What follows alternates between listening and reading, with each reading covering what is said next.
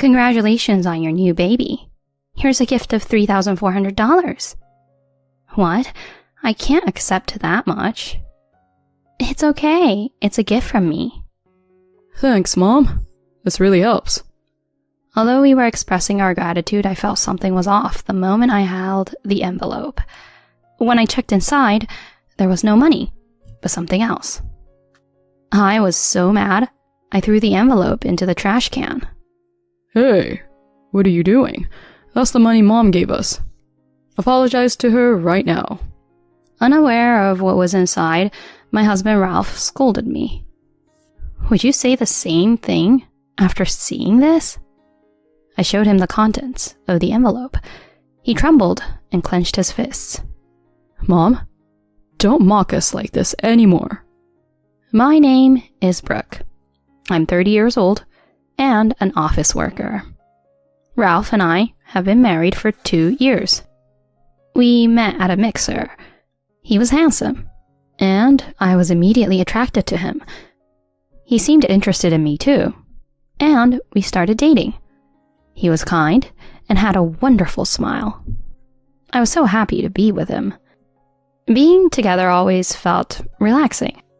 Our relationship smoothly progressed, and we started living together after a year.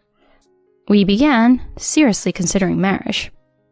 A year after moving in together, he proposed, and we decided to get married. I had wanted to marry him too, so I was overjoyed when he proposed. We quickly went to greet each other's parents. My parents really liked him. Well, he's very nice and works at a big company, so he made a good impression on them. I was relieved my parents approved of our marriage. Next, we went to his parents' house. I was nervous on the way there. When we arrived, his parents welcomed us. Hello, you must be Brooke. Yes, nice to meet you. Thank you for having me today. No need to be so formal. We're happy to welcome you. My father-in-law, Mark, said this with a kind smile. He's just like Ralph, I thought. Ralph's kindness probably comes from him. Meanwhile, my mother-in-law, Paulina, stood straight, watching me intently. I felt intimidated by her presence. It's typical for mothers-in-law to be strict, I guess. I made sure to be polite. Mark kindly asked various questions, which made it easier for me to talk. But Paulina remained quiet. After we finished our marriage greetings, Ralph and I felt exhausted on the way back. That was stressful. Ralph, your mom is kinda scary. Really? She's usually nice. No, she was pretty intimidating, stern and silent. True, she was quieter than usual. But she's basically kind, so don't worry. If you say so. I was relieved to hear him say that. Both our families met without major issues, and our wedding went well. Many friends and colleagues attended, making it a memorable event. After our honeymoon, we started our life as a married couple.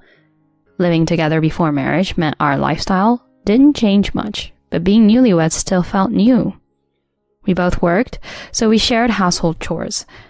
Ralph, having lived alone for a while, was good at cooking. We would prepare make-ahead dishes together, and whoever came home first would cook the main dish. We lived happily, adapting flexibly to each other's needs. Our rules for living together remained the same, and I was happy we could live blissfully in our own way. I thought our life would continue like this, gradually adding more happiness like having children and buying a house. However, something big happened 2 years into our marriage. What? Dad's in the hospital? It started with a sudden phone call. Mark had suffered a stroke and was hospitalized. Ralph and I rushed to the hospital. Dad, are you okay? Thanks for coming, you two. Sorry to worry you. I need to be hospitalized for a while for some tests. I see. Mark, let us know if there's anything we can help with. Thanks. That's sweet of you to say. After chatting in his room, we left. I'm worried about your dad. Yeah, me too. Let's visit him as much as we can. Thanks, Brooke. That means a lot. We visited him between work. The test results revealed he had cancer, with only about a year left to live. We were speechless at the sudden announcement. No, he can't be. Both of us, and especially Paulina, were deeply shocked.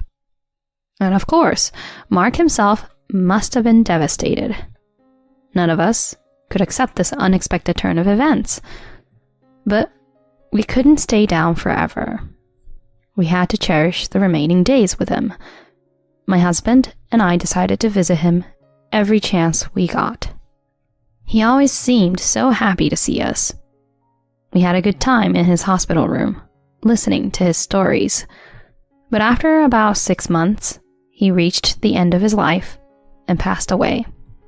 We were prepared for it, but losing a loved one is still incredibly painful. We couldn't hold back our tears. We managed to arrange the funeral, but we cried throughout the ceremony. Mark was a well-respected man, and many people attended his funeral to pay their respects. Everyone was crying. I don't think anyone was there out of obligation. After the funeral, we were able to send him off properly. Gradually, my husband and I started to regain our strength and return to normal life. One day, Paulina contacted my husband. She wanted to talk and asked us to make time for her. So, on our day off, we went to her house. Mom, what's going on? Thank you for coming. I have a little favor to ask. Since your father passed away, I've been living alone, right? But I feel so anxious. What if I fall ill here and die without anyone noticing? And the loneliness of being alone. So I was thinking, Ralph, could you move in and live together? Live together? To our surprise, she wanted to move in with us. Both my husband and I were taken aback by the sudden suggestion. She seemed very distressed. We asked for some time to think about it and discussed it when we got home. Your mom seemed really desperate, didn't she? Yeah, she did. I'm okay with us moving in with her. Really? Yeah, it's close enough to work, and seeing how anxious and lonely she is, I can't help but worry. Thanks, Brooke. Mom will definitely be happy. Then, he contacted her to agree to us moving in. She seemed very pleased, which made me happy too. We then canceled our apartment lease and moved into her house. Mom, looking forward to living with you. Me too, sweetheart. At first, living together went relatively well. Having lost her husband, she seemed happy just to have people around. So she was initially kind to me. Thank you, Brooke, for helping with the household chores. It's really helpful to have you here. Not at all, I'm happy to be of help. She would express her gratitude to me like that. But about 3 months after we started living together, her attitude began to change. Hey, Brooke, when are you going to quit your job? What? I don't plan to quit my job. What? A wife should be at home supporting her husband. It's ridiculous for you to keep working. Have some shame. But I was shaken by this sudden change in her behavior. As she regained her strength, she started treating me terribly. A woman obsessed with her job. Not sure about that. Don't you realize that by not being a housewife, you're increasing my burden? I'm sorry. I appreciate that you take the initiative with the household chores. All I could do was apologize, but her harsh treatment continued. When will I see my grandchild? Are you not having kids because you're working? That's something my husband and I are discussing. She was right. We've been saying we want to focus on our careers for now. See, it's people like you who contribute to the declining birth rate. You should be pumping out babies left and right. Why does she have to say it like that? It seemed like she just wanted to blame me, and nothing I said mattered. She always picked times when my husband wasn't around to harass me. She was really mean, and I started to despise her. My husband was increasingly busy with work trips and overtime, so we rarely had time to talk. My mother-in-law took advantage of this and spread rumors about me to the relatives, who believed her since they had known her longer. The relatives sided with her, and they would say things like, "You shouldn't give your mother-in-law such a hard time. Is it that young people today are so self-centered?" Paulina appeared delighted to have everyone on her side. "I'm so glad you all support me. I just wish she'd realize her duties as a wife." I found these gatherings unbearable. Another source of distress was my sister-in-law, Maribel. She lived alone and worked as a freelancer, only showing up at family gatherings. She avoided coming home when Ralph was around, as they weren't close. She joined her mother in bullying me. She's so delusional, still not quitting her job even though Mom told her to. She's the worst. How selfish can she be? I thought it was odd that Maribel at 28 was still freelancing and not settling down, but I had no allies here. All I could do was endure it. During this time, I suddenly fell ill and went to the hospital. I found out I was pregnant. We're pregnant? That's awesome. Ralph was thrilled to hear the news. I'll work even harder. Let's build a happy family. Yes, let's do that. Even though living with my mother-in-law might be challenging, she seemed happy about my pregnancy. It's about time. But good job. Thank you. I thought maybe she'd be kinder to me now. But I was naive to think that. Hey, Brooke. Why are you just lounging around when you're not working? I'm sorry. I've been feeling really sick with morning sickness. Not my problem. Just do the housework. Laundry, cleaning, and make lunch too. She was harsh, not caring about my condition. But I had to protect my baby and myself, so I didn't do the housework as she demanded, though I did what I could within my limits. She was furious with my attitude and kept berating me. I decided to talk to my husband about going back to my parents' house for the birth. He respected my decision, saying it was best if I thought so. Paulina opposed, but I insisted and went back to my parents' house for the birth. Life there was truly comfortable, and I realized how much stress I had been under from my mother-in-law. Months passed, and I gave birth to a healthy baby girl. Ralph was so moved, he cried with joy. Holding my daughter, I felt emotional and excited about our future life together. However, I felt uneasy when I heard Paulina muttering, "A girl, huh?" After a few days in the hospital, I returned to Paulina's house. My husband took a day off to pick me up. When we arrived, my smiling mother-in-law approached me and said, "Congratulations on your new baby." "Thank you." "Here's a gift of $3,400. She handed me an envelope. "What? I can't accept that much." We were shocked. Even if it was a gift, we couldn't accept that much. Ralph also declined, but she insisted. "It's okay. It's a gift from me." I felt compelled to accept. Thanks, Mom. This really helps. "Thank you so much, Paulina." As we were expressing our gratitude, I felt something was off with the envelope when I held it in my hand. It felt too light, as she was busy playing with our daughter. I felt something was off and took the chance to open the envelope. Inside, instead of money, there were other things. I was so angry that I threw the envelope into the trash can. Hey, what are you doing? That was the money Mom gave us. He was shocked and looked at me, scolding me. Apologize to her right now. He was angry, not knowing what was inside. Would you say the same thing after seeing this? I showed him what was inside the envelope. It was a bundle of receipts from a recent trip she took with my sister-in-law. They bought various things like souvenirs and brand items. The envelope also included hotel bills. It seemed like she was asking us to reimburse her for these expenses. Oopsie! It seems I made a mistake.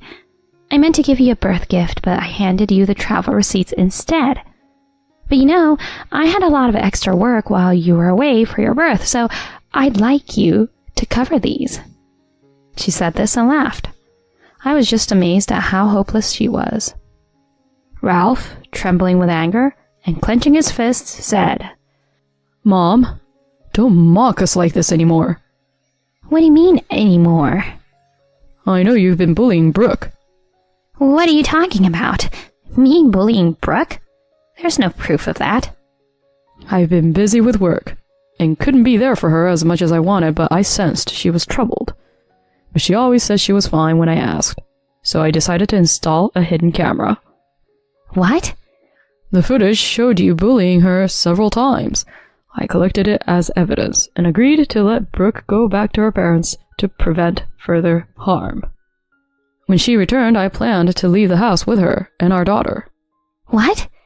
You're kidding, right? No, I'm not. Brooke is more important to me than you. Now that we have a daughter, I can't take care of you anymore.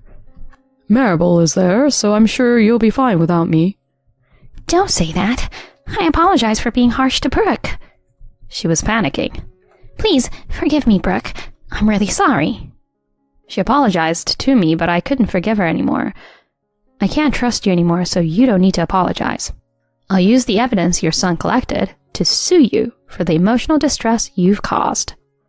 What? Please, tell me you're joking. No, I'm serious.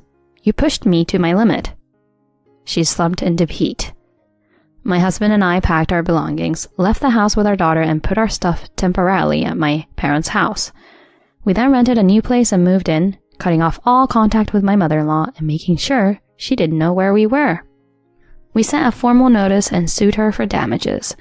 When Maribel called my husband, furious, he told her she would also be sued, and she went silent. We stopped attending family gatherings. However, a kind relative who had always been nice to me secretly contacted me and told me that my mother-in-law and sister-in-law, faced with the lawsuit, were now asking relatives for money. The relatives quickly distanced themselves from them. The two, known for their wasteful habits, had quickly squandered my father-in-law's inheritance and were now trapped in a cycle of debt and overspending. They were desperately working part-time jobs to repay their debts, but their spending habits only increased their debts. Serves them right. In contrast, my husband and I were happily living together, watching our daughter grow. From now on, I'm going to talk to my husband immediately if something comes up and make sure we face problems together as a couple. After his dad's death, my husband clings to his mom, wants her on honeymoon. I only book for him and MIL's friend. Result, lol. Let's go to Florida for our honeymoon, but how about we do it in 2 weeks? 2 months before our wedding, Warren suddenly came up with this idea. Reluctantly, I started to rearrange our plans. But then he dropped an even more astonishing idea. Oh, right. I've decided to take my mom and her friend with us on our honeymoon. So yeah, please include that in the changes to the plan. What? I was completely taken aback. Who brings their mother and her friend on their honeymoon? That's just not happening. A honeymoon with your mom and her friend tagging along? No way, Warren. At this, his mood suddenly turned sour. What? You're trying to exclude my mom? But it's our honeymoon. Isn't it normal for just the two of us to go? My mom's lonely. It wouldn't hurt to take her along for the trip. You really are a cold-hearted wife, aren't you? Listen, the trip is a done deal. You arrange everything for 4 people, okay? He turned away from me and went to the bedroom. At that moment, I was quietly seething with anger. The thought of my mother-in-law and her friend crashing our honeymoon and my husband siding with her was unbearable. If that's how they're going to play it, I have a plan of my own. And so I set my plan in motion, which would soon leave my foolish husband and mother-in-law in a state of utter shock and panic. My name is Kim, 28 years old. I'm skilled in crafts and have been working as a handmade artist since I was young. Now I even run a small craft class. Most of my students are women in their 50s and 60s who have finished raising their children. One of my students is a woman named Sandra. She's a cheerful person, well liked by everyone, and I like her too. One day, she said to me, "Kim, you're single, right? Do you have someone you're seeing?" "No, I've been too busy with work." "How about my friend's son?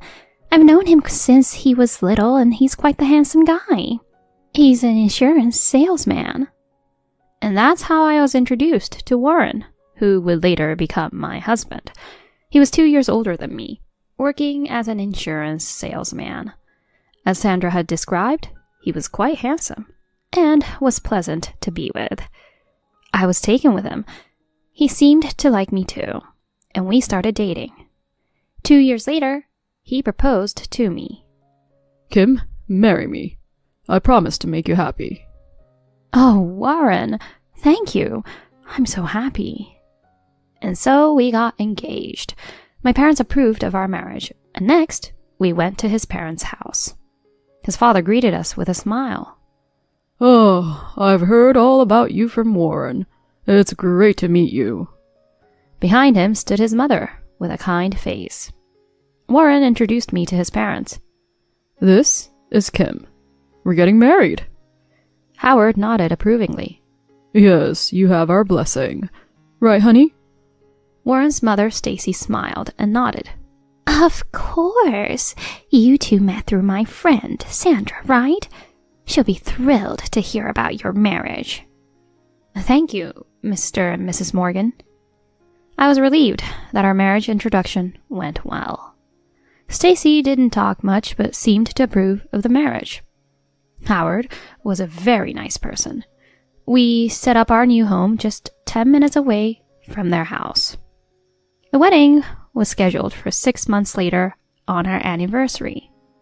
Just when I was getting serious about the preparations, we received news that Howard had collapsed. By the time we got to the hospital, it was too late. He had passed away from heart failure. Stacy clung to her husband, weeping, and Warren comforted her. Remembering the kind father-in-law from our marriage meeting, I too was in tears. After the funeral, we decided to postpone our wedding for a year, as it was too soon. Concerned about his mother, Warren frequently visited her home, and I went with him to look after her. "Mom, we're back. How are you doing?" He asked his mother with concern. She replied in a faint voice, "I'm still struggling to recover. I've been neglecting the housework." Indeed, unwashed dishes had piled up, and the housekeeping seemed neglected. "Stacy, please rest. I'll take care of the housework." "Thank you, Kim." And so for several months, I took care of her housework. I didn't mind it, as I sympathized with her loss. However, she gradually became more demanding. "Kim, I meant to tell you earlier, but you're folding the laundry wrong." "Oh?" "I want the towels folded like this." "Oh, and can you wash the curtains too? For dinner tonight, let's have some meat." Okay." 6 months after her husband's passing, her complexion had improved, and she seemed to be regaining her energy. Yet she kept finding more chores for me to do, and her requests were getting more demanding. On the way back, I spoke to Warren. "Hey, your mom seems to be getting better, doesn't she?" Well, she's certainly improved since my dad passed away. I think it might be time for me to stop doing the housework. What? My mom's alone and struggling. Helping out with the housework is the least you can do. She's my mother, you know? Oh, right. Since he felt this way, I continued to go to his mother's house and do her housework, but we had our own things to take care of.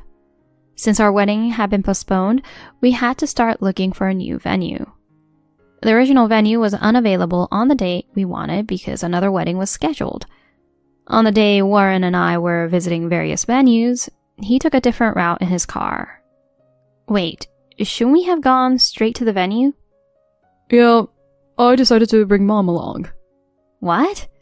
Your mom is coming with us to check out the venues? She wanted to come, so I couldn't say no. When we got to her house, Stacy got into the car with a big smile. In front of her, all I could do was force a smile. The venue hunting didn't go well after that. Wow, this place is lovely. I've always dreamed of having a cozy, intimate wedding at a venue like this. To this, Stacy frowned. No, this place is too plain. It's not suitable for Warren's wedding. Let's look at other places. After that, she kept criticizing our choices of venues. In the end, we couldn't decide on a venue that day. That night, I told my husband. I'd prefer if we could pick out the venue just the two of us. It's hard to decide with your mom there. What? Are you trying to exclude her? It's not like that. It's just that it's our wedding and I want us to decide together. Kim, you're so cold-hearted. She's the only family I have left. Of course, she's excited about my wedding. You should listen to her opinion too. I can't believe this. Since his father's passing, Warren had become overly protective of his mother. He was always on her side, hardly considering my opinions. I continued to do chores for her, and my opinions on our wedding preparations were constantly overruled. The stress kept building up, and I couldn't hide my exhaustion. Then, during a rare visit to my craft class, Sandra, my mother-in-law's friend, noticed my state. Kim, you look tired. Are you okay? Sandra, yes, I'm fine. Just managing, you know. Really? Well, if you say so. I returned her concern with a weak smile. At that time, I was feeling desperate. The wedding was 3 months away, but we were struggling to save enough money. The amount Warren was putting into our joint account was less than he had told me before. One day, I asked him about it. Hey, Warren, the money coming in is less than what you mentioned. Why is that? He avoided my gaze, looking uneasy. That's because I've been sending money to Mom. What? You're sending her money? I didn't know about this. How much? $700 a month. $700? I was shocked. We had never discussed this. I have to. Dad's gone and Mom has never worked. He got defensive before I could say more. It was always mom with him. I wondered if I could really have a future with him.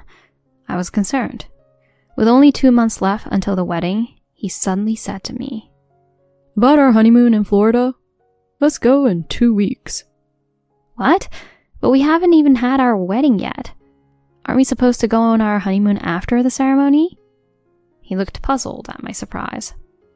I couldn't find any other time that worked, so we have to do it then. You couldn't get time off? Well, if that's the case, I guess I'll have to change the travel plans. As I took out my phone to make changes, he dropped a bombshell. All right. I've decided to take my mom and her friend with us on the honeymoon. Please include that in the new plan. What? I was absolutely stunned. Who brings their mother and her friend on a honeymoon? Wait, what do you mean? Your mom and her friend are coming too? The friend is Sandra, the one who introduced us. My mom mentioned the trip, and she wanted to come. Sandra was a sensible person. If she knew it was our honeymoon, she wouldn't come. That meant my mother-in-law must have left out that detail. That's just not happening. A honeymoon with your mom and her friend? Unbelievable. He suddenly looked annoyed. What? You want to exclude my mom? But it's our honeymoon. Isn't it normal for just us to go? My mom is lonely. It wouldn't hurt to take her on the trip. You really are a cold-hearted wife, aren't you? Listen, the trip is a done deal. You arrange everything for 4 people, okay? He turned away and went to the bedroom. I was quietly furious. The thought of my mother-in-law and her friend crashing our honeymoon, and my husband siding with her, was unbearable. If that's how they're going to play it, I have a plan of my own. And so, I hashed a plan. On the day of the trip, Warren, his mother, and I were heading to the airport. We were supposed to meet Sandra there. Stacy was in high spirits, chattering nonstop. Warren was smiling too. Sitting beside them, I smirked to myself. As we were in the airport lobby, Sandra approached us. Sorry I'm late. Thanks for inviting me today. Now that everyone's here, let's go. As she was about to move, I quickly spoke up. All right, have a great trip. What? The 3 of them looked at me in shock. I handed them 2 plane tickets. They were in Warren and Sandra's names. Stacy, puzzled, spoke up. Have a great trip? What are you talking about? And what's with these tickets? There's only for Warren and Sandra. I answered firmly. Yes, I only booked tickets for Warren and Sandra. What? All 3 of them looked at me in shock. Hey, Kim, what's this joke? What about my mom's ticket? And what about you? I'll be taking a different flight to my parents' house to tell them that the engagement has been called off. What? Once again, their eyes widened in surprise. Sandra hurriedly spoke to me. Wait a minute. What's going on here? Why would you do this? And call off the engagement? So I told her, Sandra, did you know today was supposed to be my honeymoon with Warren? What? No way, I didn't know that. She looked shocked, and I calmly explained. Actually, I've been forced to do housework by Stacy, and she's been interfering with our wedding plans. I've been tolerating it until today. But when I found out Warren was secretly sending $700 a month to his mother... What? $700 a month? That was the last straw for me, especially when I heard about this honeymoon plan with his mom and you. That's why I decided to take this action. She looked dumbfounded at my mother-in-law. Stacy turned red and lashed out. How dare you? You're just a daughter-in-law. And calling off the engagement? I won't allow such selfish behavior. Then Sandra spoke up.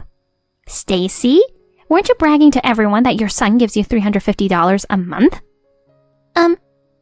My show-off mother-in-law had been telling everyone about that, apparently.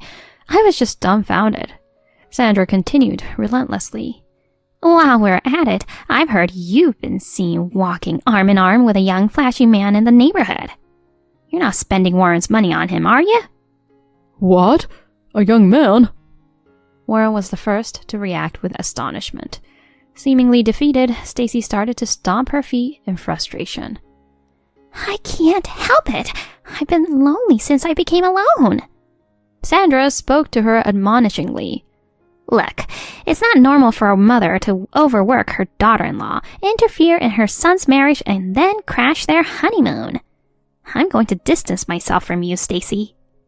No, if I'm disliked by you, the neighborhood leader, then... My mother-in-law tried to reconcile, but Sandra turned away. Mom, you're using the money I gave you on escort services? He confronted her, and she started stammering in a panic. Then Warren turned to me, lowering his head. Kim, I'm sorry. I won't let my mom bother you anymore, so please reconsider calling off the engagement. Please. Hearing him, I snapped. After all this time siding with your mom, you have the nerve to say that. I'm done with a mama's boy like you. I'll make sure you pay for the wedding cancellation fees. Be ready for that. No. I threw my engagement ring at him right there. Stacy stood there in shock, watching everything unfold. Warren ended up being responsible for the wedding and trip cancellation fees. However, having given most of his savings to his mother, he was now nearly broke. After I left, he became unruly, often late or absent from work, and eventually got fired. Jobless, he moved back to his mother's house. But due to his mother spending the inheritance on her escort, they were living a difficult life. Stacy became a recluse after Sandra spread rumors about her, unable to even find work. Now, they are on the brink of having to sell their family home. Hearing this, I can only think, they got what they deserved. As for me, I've started living alone after breaking off the engagement. My craft class is doing well, and after starting to post my work on social media, I was even approached by a publisher to write a book. This has led to a significant increase in my students, and I'm not struggling financially. Sandra apologized for her role in the situation, but we continue to have a good teacher-student relationship. I'm determined to keep working hard and live my life happily. My MIL says she loves grandkid, but finds sending money hard. Me? But I haven't given birth yet. I go along with her plan, turns out. I feel embarrassed saying this, but sending $2,100 a month is tough with my living expenses, even if it's for my grandchild. He might get mad, but can you, as his wife, tell him about this? I received a call from my mother-in-law, Barbara, while I was in my final month of pregnancy. Confused, I asked her what she meant. Sending money? What are you talking about? You just had your baby, right? When I sent a gift for the baby, my son told me you guys are struggling and to send $2,100 every month for the grandchild. You didn't know about this? Wait, what? Hold on. But my baby hasn't been born yet. What? Now it was her turn to be stunned. I carefully explained that my due date was 3 weeks away and the baby was still in my belly. Then in shock, she muttered, Then what on earth was my son? Huh? We had no idea of the terrible truth that would soon come to light. My name is Ellen, a 31-year-old married woman. I used to be a civil servant. As I was approaching 30, worried about not having a boyfriend, I asked a friend if she knew any nice guys. That's how I met Alex, who would become my husband. Alex, a corporate employee of the same age, treated me really well during our relationship. I felt I could envision a future with him. After dating for a year, he proposed, and I joyfully accepted. My parents lived about a 15-minute drive from my apartment. When I brought him to meet them, they were overjoyed and blessed our marriage.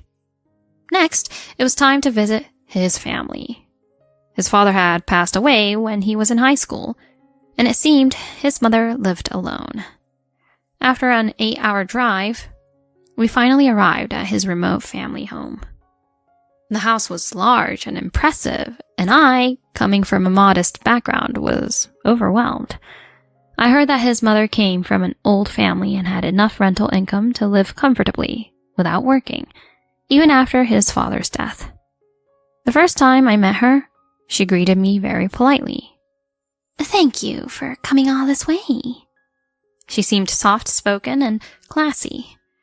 Inside the house, she was always smiling and supported our marriage. Ellen, since Alex is an only child, I might have spoiled him a bit. If there's anything bothering you, feel free to set him straight. Hey, Mom.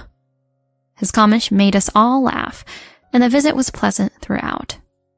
Later, both families met, and all went well. Barbara attended the wedding with a big smile. I was happy to have such a nice mother-in-law. Although she lived far away and we didn't meet often, we maintained a good relationship through gifts and birthdays. However, my relationship with Alex changed drastically 6 months after our wedding. We used to return home around the same time and would cook dinner while enjoying conversations. He started working late and spending less time at home. Our conversations decreased, and he often went out on weekends, leaving me feeling lonely. One day, I decided to talk to Alex after he came home late. "Hey, Alex, you've been coming home late lately, haven't you? I understand work is tough, but we're still newlyweds. I wish you'd spend more time with me." He responded irritably. I'm busy with work right now. Please, understand. "But at least a little more time together." Enough. You wouldn't understand being a cushy government worker. Corporate jobs are tough. Just stop talking about it. I was shocked by his words. I took my job seriously and didn't appreciate him belittling it. More than that, his harsh words hurt me. Afterwards, he continued to be busy with work and was rarely home. With him away, all the household chores fell on me. It was quite a challenge to handle all the housework for two while working. We still talked normally and had an intimate life, but I always felt dissatisfied. Then, during our first year of marriage, I discovered I was pregnant. It'd be nice to have a child soon, wouldn't it? It was the pregnancy we had hoped for. After using a test kit, I went to my OBGYN to confirm the pregnancy. "You're 9 weeks along. You can see the heartbeat right here." Seeing the small baby on the ultrasound screen and hearing the heartbeat, I was thrilled and waited for Alex to come home. He returned late, as usual. I prepared a lavish dinner and waited for him. What's the occasion? The dinner looks fancy. Something happen? When he asked, I eagerly showed him the ultrasound photo. Guess what? We're pregnant. Our baby is growing inside me. His reaction was unexpected. What? You too? Huh? What do you mean, you two? Is someone else we know pregnant? Puzzled, I asked him. He coughed exaggeratedly. No, I mean, you are? Oh, okay. Yeah, I am. Aren't you happy? Of course I'm happy. It's our long-awaited child. He said that and gently touched my stomach. At that time, I had no doubts and was wrapped in happiness. Soon after, I started experiencing severe morning sickness. It was worse than I imagined, like being seasick all day, often bedridden. Naturally, I couldn't do any housework. One day, when Alex came home late and found me in bed, he asked, Hey, are you sleeping? Where's my dinner? Oh, I'm sorry. The morning sickness was so bad I couldn't cook. I apologized, feeling guilty, but he clicked his tongue. You're not using morning sickness as an excuse to skip housework, are you? What? No, I really feel terrible. Pregnancy isn't an illness. Stop being so lazy. That's not fair. As I stood speechless, he left the house again. I never expected to be treated like this during my pregnancy, and I was just dumbfounded. Afterward, although my morning sickness subsided, my husband remained distant. He was still busy with work, doing overtime and working on weekends, hardly ever at home. Feeling vulnerable during my pregnancy, I tried to express this to him, but he just gave short, indifferent responses. As I entered my 6th month of pregnancy and it became more stable, I decided to tell my mother-in-law about it. When I called her after a long time, she sounded delighted to hear from me. Hi, Ellen. What's up? Hi, Barbara. I haven't been in touch for a while. I have some news to share. I'm pregnant and due in 4 months. She was overjoyed at the news. Really? I'm going to have a grandchild? That's wonderful. I can't travel easily because it's far, but I'll bring the baby to meet you after it's born. Thank you. Can I send something for you to eat during pregnancy? After I happily agreed, she asked me, I haven't heard from Alex at all. Is he doing okay? Are you two getting along? I hesitated for a moment, not wanting to reveal the truth to such a kind woman. I said we were doing fine and soon ended the call. Even at 8 months pregnant, Alex was rarely home. He didn't participate in choosing a name for the baby and often went on business trips, returning home late on weekdays. I worried about whether everything would be okay with the baby coming soon, but by then I had gotten used to his absence. As my due date approached, I struggled to walk with my protruding belly, having finished almost all preparations for the baby's arrival. Then I received a call from Barbara. A call from Barbara? I wonder what it's about. She rarely calls me. Thinking that, I answered the call. Hello, Barbara. Hi, Ellen. It's been a while. How are you and the baby doing? I responded while feeling the baby move. Yes, the baby is active right now. That's good to hear. Actually, I called today because... She hesitated to continue. What's wrong, Barbara? I feel embarrassed saying this, but sending $2,100 a month for the grandchild is tough on my finances. Alex might get mad, but can you talk to him about it? I asked her, not understanding. Sending money? What do you mean? You just had your baby, right? When I sent a gift for the baby, my son told me you guys are struggling and to send $2,100 every month for the grandchild. Didn't you know? Hold on. But my baby hasn't been born yet. What? Now it was her turn to be surprised. I explained that my due date was 3 weeks away and the baby was still in my belly.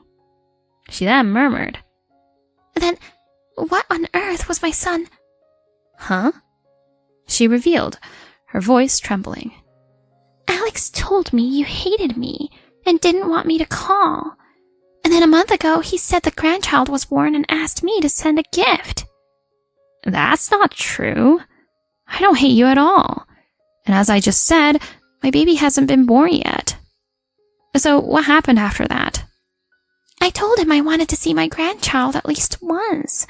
He said he'd bring the baby and told me not to bother you. I was shocked to think you hated me that much, but I was happy to meet my grandchild. As I nodded, she continued.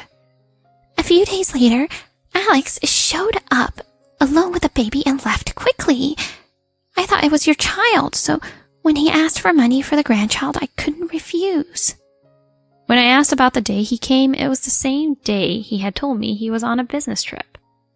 I confided in her about his absence and the way he treated me during my pregnancy. After hearing everything, she pondered for a while. Ellen, I have an idea. I listened to her suggestion and nodded firmly. Weeks passed, and as my due date was just 5 days away, I stood in front of an apartment and knocked on the door. A woman peeked out. A salesperson at this hour? I'm busy with a baby. Please leave. I wedged my foot in the door and spoke in a low voice. You're Kate, right? You know me, I'm Alex's wife. The woman's face turned pale, but I pushed my way into the house. Opening the living room door, I saw Alex, frozen in surprise, and a baby sleeping in a crib. Ellen, what are you doing here? I'm here too. Before he could respond, my mother-in-law appeared behind him. What? Mom too? Let's have a talk, shall we? I made the pale-faced Kate and Alex sit together, with my mother-in-law and me facing them. How did you find this place? Trembling, he muttered, and I explained to him. I told him how his strange behavior was uncovered through the phone call with his mother and how we pieced together that something was wrong, and that she hired a detective. She hired a detective? I'm a victim of your deception too. Of course I'd use a detective for myself and my daughter-in-law. Hearing her firm words, he hung his head. Now, tell us the truth with your own mouth. He started to speak reluctantly. He met Kate, a temp worker at his office, about 6 months after our marriage. He found her attractive and made a move. Kate was okay with him being married, so they began a relationship. Eventually, she got pregnant, and it was certainly his child. Then I announced my pregnancy, and Kate, maybe feeling competitive, said she wanted to keep the baby too. She realized she had gone too far to turn back and decided to have the baby. To support her and the child without alerting me, he tricked his mother into sending $2,100 every month. The baby he took to his mother's house was Kate's, born before mine. Hearing this, I sighed deeply.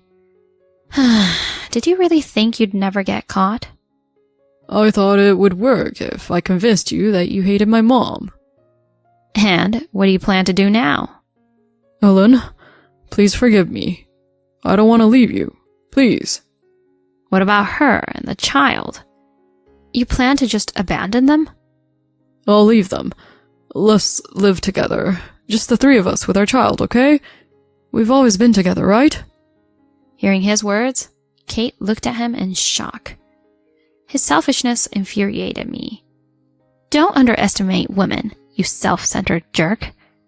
Just as I was about to yell at my husband, Barbara stood up and slapped him hard. Mom, what was that for? Your audacity is unbelievable. You deceived me and Ellen, and now you want to abandon your mistress and child? You can't get away with that. But... He was flustered by his usually gentle mother's anger. I declared to him, I'll never forgive you both. I'll demand compensation from you two.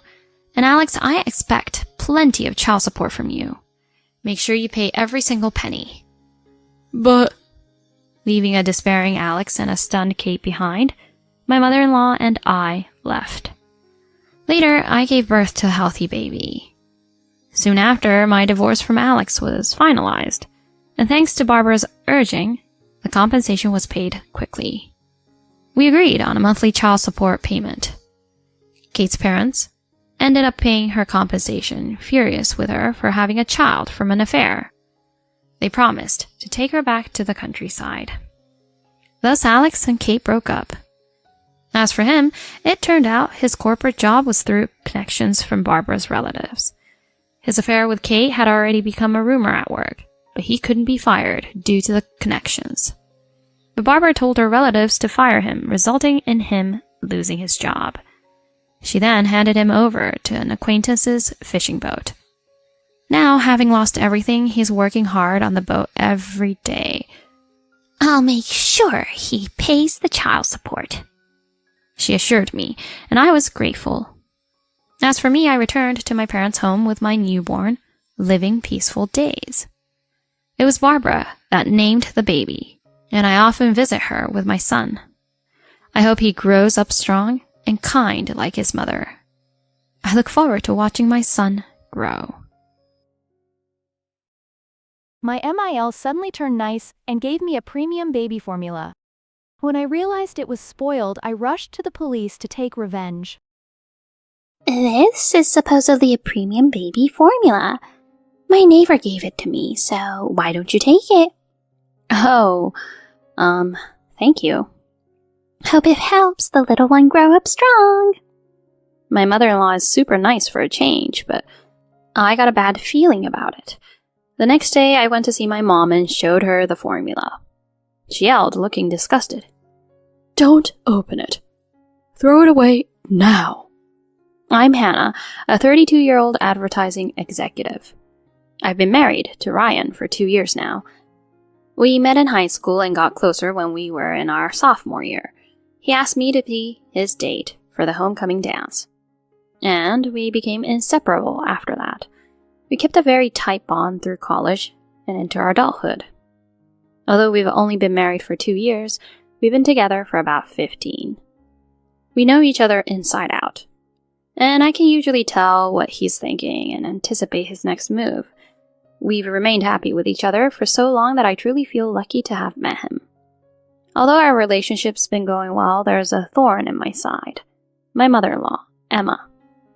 Right from the start, she opposed our marriage. It was when I went to introduce myself after we got engaged. What? Graduated from XYZ University? My son's marrying someone from such a third-rate school? And you're working for some unknown company. I won't approve of the marriage with an incompetent girl. I was shocked at what she uttered when meeting her for the first time. Whoa, Mom, that's really rude. She's been doing great at work, putting in a lot of effort. She went to that university because she wanted to study something she was passionate about. Don't judge her solely by credentials. I'm just concerned for you. I can't accept my only son being duped by some woman of questionable background. You're a respectable police officer. There's a good chance you're being fooled by a cunning woman targeting a civil servant. That's enough. The most important thing is that Ryan chose her. Isn't that enough to trust her? Seriously, who says such rude things right off the bat? You better shut it for a bit. My father-in-law Steve stepped in and quieted her for good. Even then, she kept giving me dirty looks, which accelerated my dislike of her. I couldn't understand why she had to belittle me so harshly. Since then, she's been treating me poorly. When I visited my in-laws over Thanksgiving, she was in my face again. She treated me nicely in front of Steve and Ryan, so I thought she might have changed. But as soon as we were alone in the kitchen, she suddenly wore a menacing expression and insulted me. I don't accept you. Don't get carried away just because you're married now. You're a stranger, and I am his mother. You, a wicked woman, seduced my son with high potential. I wondered what wrong I had done to deserve such comments from her. As I mentioned before, I've been with him since high school, not because he's a police officer.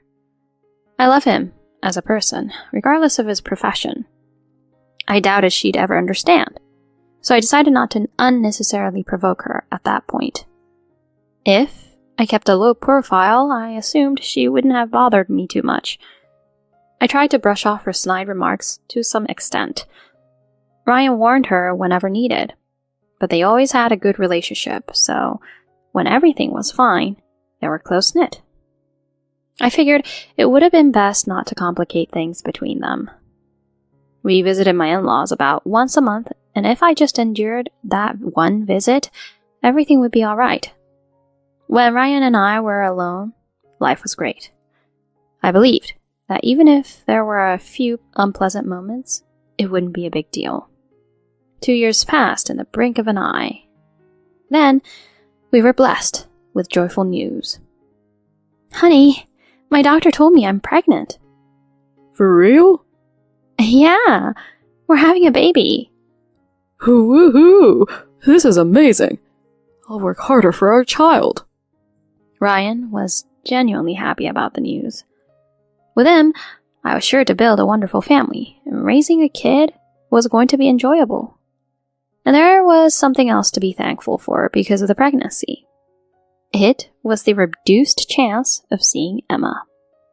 I decided to stay with my parents once maternity leave kicked in and deliver the baby in my hometown. Ryan suggested it, saying I should relax in a good environment for the baby's sake. So I didn't have to feel bad about leaving him for a while. Thanks to my parents' support, I was in a perfect mental and physical state when I went into labor and delivered a healthy baby girl. She's adorable. Ryan was brimming with joy, holding our newborn daughter. I'm going to work harder for you guys now. Thanks, hon, and protect the public as well. Of course. I'll catch all the bad guys, especially for our daughter. Sounds good, superhero. My parents, just like Ryan, beamed with happiness, taking turns to hold the baby. My dad was already talking about what he'd buy for her and seemed poised to spoil her endlessly. After being discharged, Ryan and I went to show our baby to his parents. Oh my god, this is our granddaughter. So cute, like an angel. Steve's face was all wrinkled up from smiling, looking delighted as he held the baby. Emma, on the other hand, stayed indifferent and watched from the side. Mom, why don't you hold her too? When Ryan asked her, she put a fake smile on her face and took the baby in her arms. Then she quickly handed her back to Ryan and never touched her again. I wondered if she didn't find her grandchild cute at all. Even if she disliked me, I thought she'd have affection for her flesh and blood. Soon afterward, I understood why she acted weirdly. Hannah, can you come help me a bit? I reluctantly agreed, thinking another round of bullying was about to start. I left my daughter with Ryan and Steve and followed her to the kitchen. What can I help with? Make some drinks for everyone. She bluntly ordered me around. While I was preparing, she came closer to give me an earful. You're seriously good for nothing, you know. If you're to have a baby, it should be a boy. Who needs a girl? You only have Ryan. We need an heir, but you seem not to get it. Steve and Ryan may act happy around you, but deep down they're disappointed for sure. Don't just judge by appearances. You've totally failed. Reflect on that. If you have another girl next time, I'll push for a divorce. What in the world? I was immensely shocked by what she said. It was beyond my understanding how she could just blurt out hurtful comments. Wait, you're wrong. Ryan isn't pretending to be happy. I can tell from the way he looks and speaks. Her eyes opened wide in surprise at my unexpected argument. Who do you think you are? I've been with Ryan longer than you have. Don't try to compete with a mother and son relationship. I understand what he's thinking like the back of my hand. He's not truly happy about having a daughter. Anyway, if I were you, I'll do my best not to get discarded like a piece of trash. Her intention to hurt me deeply was clear, and she almost succeeded. I knew there was no way Ryan was displeased. He talked excitedly about both a boy and a girl during my pregnancy. If it's a girl, I'm going to treat her like a princess. But I'll have to teach her self-defense, so she can protect herself from bad guys. She'll be a cute girl like you. In the first place, neither he nor Steve were fixated on having an heir. He was a cop, and Steve was an ordinary office worker. It wasn't some kind of an old lineage family, but a regular household just like my own. So her fixation on having an heir seemed odd. Becoming a mother must have made me stronger naturally. While I felt a sting by direct hurtful words, I recovered quickly and remained calm. Never mind her harassment, because protecting my daughter took precedence in my mind. I was more preoccupied with the thoughts of my little angel than any evil words Emma directed at me. I wanted to prepare drinks and snacks quickly and see her cherubic face. It seemed Emma was disappointed that I wasn't affected as she hoped for. She kept staring at me like a prey throughout the day. I honestly thought she was immature and dealing with her was a waste of time and energy. I ignored her and focused on entertaining my daughter with Ryan and Steve. After that, I took an extra leave from work to spend ample time bonding with my daughter. She was just so pure and made me feel there was nothing bad in this world. I finally understood what would do anything for someone really meant. The moments when Ryan and I were bonding with her were genuinely blissful. It enhanced my irritation against the monthly harassment from Emma during our visits. I wasn't shaken by it, but it was annoying. I was beginning to think maybe it was time for me to end it once and for all. Amidst all that, Emma crossed the line one day. Hi, Hannah. So glad you're here. She welcomed both Ryan and me beaming. While it was nothing unusual for him, She'd never directed a pleasant smile at me before. Moreover, she surprisingly didn't bother me when we were alone. It must be a hassle to constantly buy diapers and formula. True. It was the same when I was raising Ryan. I couldn't stop wondering why she was unusually calm throughout the day. Before leaving, she brought out a jar of powder and handed it to me. This is supposedly a premium baby formula. My neighbor gave it to me, so why don't you take it? Oh, thank you. Hope it helps the little one grow up strong. She was so nice that it was creepy. Thanks, Mom. What? If you had something like that prepared, I would have gotten a gift too. Steve pretended to sulk. Ryan laughed, and there was an air of cheerfulness. But I had a strong feeling something was off. Emma being so agreeable was weird. I couldn't tell if something changed in her mindset, but my gut feeling was giving me a red flag. The next day I went to see my mom and showed her the formula. Emma says this is a premium baby formula, but what do you think? Oh, let me see. She opened the jar and stirred the powder with a spoon. Then she suddenly closed the lid with a stern expression and yelled, Keep it closed and throw it away now. What? Why? It's gone bad. Really? You see, there are lumps and a slight discoloration. When it expires, it becomes like this. No way. She said it was kept in a fridge. Seems like she's deliberately giving you a bad formula. At that moment, I realized why she had been so unusually kind. She was intentionally acting nice to make sure I'd accept it without suspicion. I was filled with anger.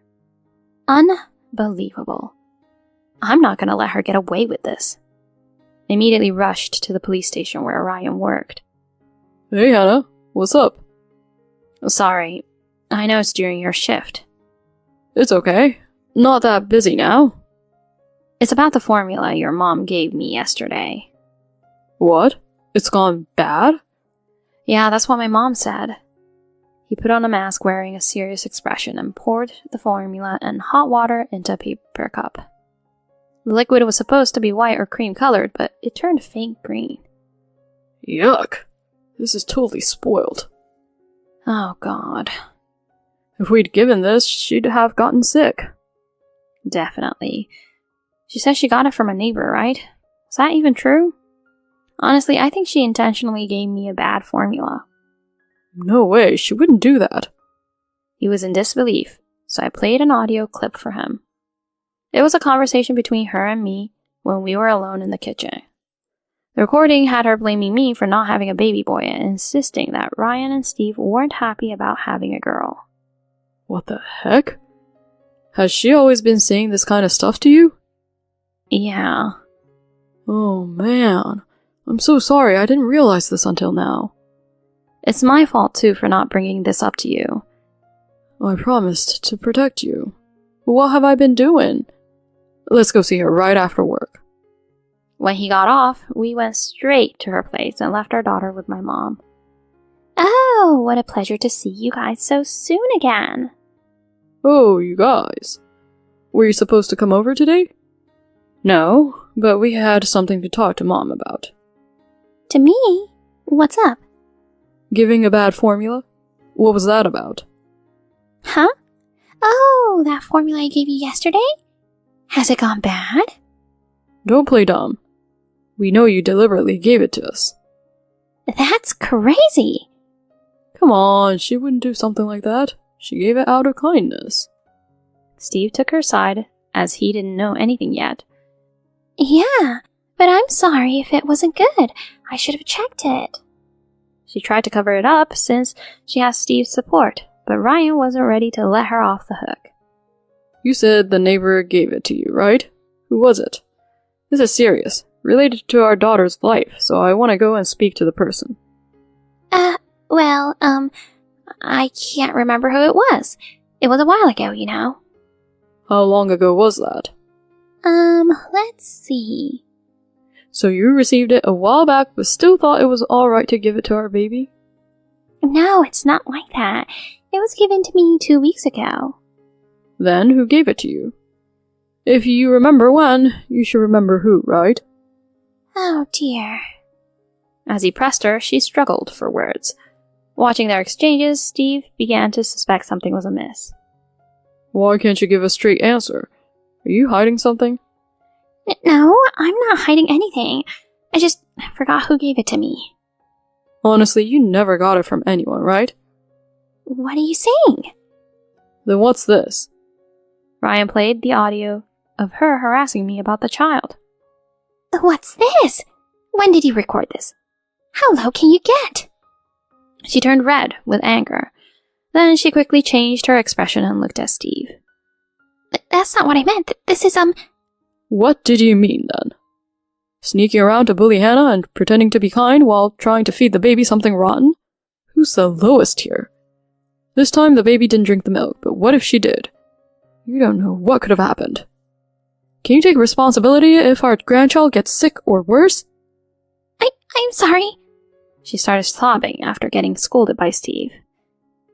I felt like I was losing Ryan and I couldn't just let it slide. If she had given birth to a boy, I was going to dote on him instead. But I got more upset when she had a girl. Unbelievable. Mom, you really thought that way? There's a difference between caring for someone and being overly possessive. Moreover, being jealous of my wife is just ridiculous. We've decided to have nothing to do with you after this. No, wait. Do you mean you don't want to see me anymore? That's right. I don't want anything to do with someone who would harm my wife and child. Me too. The thought of staying married to you is unbearable. What? Are you going to leave me too? You did something that might have seriously harmed an innocent baby. I'm filing for a divorce. Don't show your face in front of me ever again. Please spare me. I'm begging you. She was bawling to Ryan and Steve as she apologized, but they showed no intention of forgiving her. This incident was communicated to all the relatives and she was ostracized. She was thrown out of the house and Ryan cut all contact with her. Currently, she's living in a rundown apartment while working a low-paying part-time job. On the other hand, I've regained a harmonious life where I can enjoy spending time with Ryan, my daughter. With Emma gone, I can now visit Steve without hesitation and have been going there more often than before. He's always delighted to see my daughter, and she seems to recognize him, offering him smiles. Moving forward, I want to be able to overcome various challenges with Ryan while we continue building a tight-knit family with strong love.